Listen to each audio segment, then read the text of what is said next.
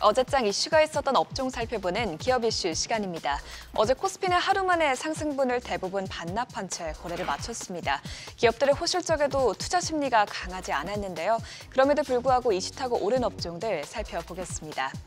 실적 개선이 점쳐졌던 SK하이닉스는 기대했던 대로 역대급 실적을 공개했습니다.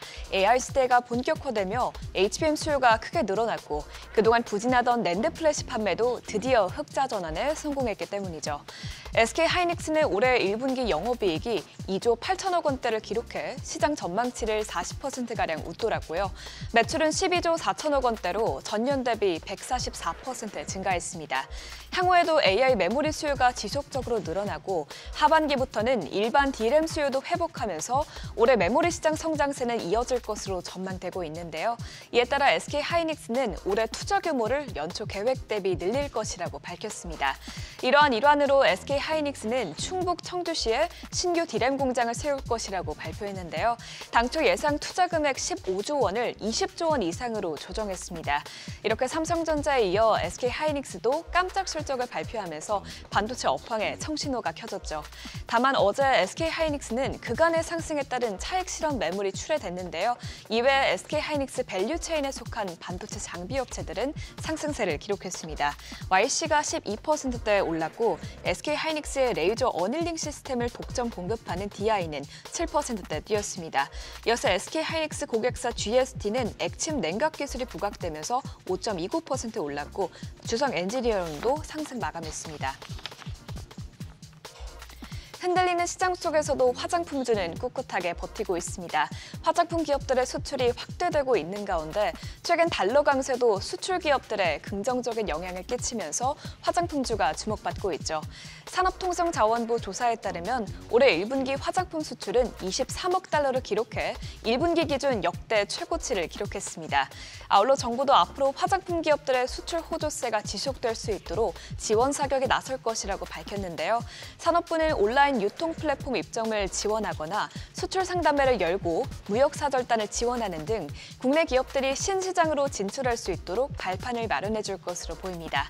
또한 정부는 올해 한국 뷰티 산업에 1조 원 이상의 무역보험을 공급하고 중견기업과 중소기업을 대상으로 수출보험도 확대한다는 방침을 함께 내놨습니다. 이런 이슈에 화장품주가 상승했는데요. 마감 상황 살펴보면 뷰티스킨이 17% 넘게 올랐고 APR이 6%대 올랐습니다. 이어서 CSE 코스믹, 코스맥스는 각각 3%대, 1%대 오름세를 기록했습니다. 국내 유일 정제염 공급업체가 중대재해 사고로 공장 가동을 열흘째 멈추면서 어제 관련주가 강세 흐름을 보였습니다. 식품업계에 따르면 울산에 있는 한주 소금 제조 공장에서 지난 15일 해수 취수 시설 정비 작업을 하던 작업자가 숨지는 사고가 발생하면서 곧바로 공장엔 작업 중지 명령이 내려졌다고 합니다. 한주는 국내 유일 정제염 공급업체인 만큼 정제염 공급이 끊길 위험이 있고 또 정제염은 국내에서 자체 생산이 가능하다 보니 업체별로 재고량이 많지 않아 소금 대란 우려가 커졌었죠. 이런 소식이 들려오자 소금주가 장 초반 크게 올랐는데요. 다만 오늘부터는 작업 중지 명령이 해제돼 다시 공장이 가동될 것으로 예상되니 참고하시면 좋을 것 같습니다. 어제 인산가가 4.48%, 보라티알이 3.49% 올랐고요. 이어서 샘표식품, 풀무원, 대상 모두 1%대 상승 마감했습니다. 테슬라발 훈풍으로 크게 올랐던 2차 전지주는 하루 만에 하락세로 돌아섰습니다. 아직은 2차 전지가 수요 정체기인 캐즘 구간에서 벗어나고 있지 못하기 때문이죠. 어제 공개된 LG 에너지솔루션의 실적도 2차 전지의 현 주소를 적나라하게 보여줬습니다.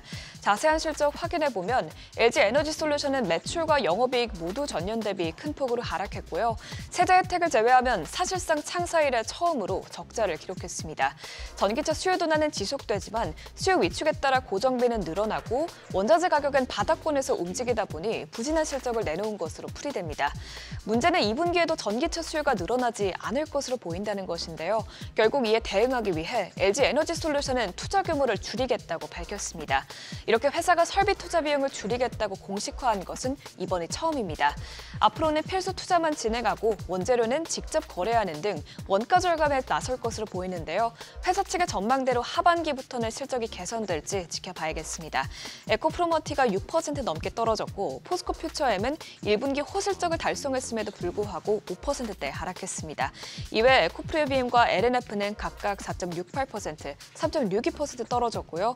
부진한 실적을 내놓은 LG에너지솔루션은 3.25% 하락 마감했습니다. 지금까지 어제장 이슈 살펴봤습니다. 참고하셔서 한 주의 마지막엔 금요일 투자에 도움되시길 바랍니다.